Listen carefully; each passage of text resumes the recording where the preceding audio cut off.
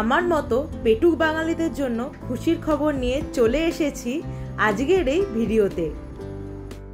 D বাপির অন্য সব আউটলেটগুলিতে খাবারের গুণগত মান ভালো হলেও আউটলেটগুলি ছোট ছিল, কিন্তু এখন ডি বাপি সোদপুরের বুকে এক সুবিশাল ঝাঁ চকচকে রেস্তোরাঁ নিয়ে তোমাদের কাছে হাজির হতে চলেছে, যেটির ওপেনিং হবে 10th মে।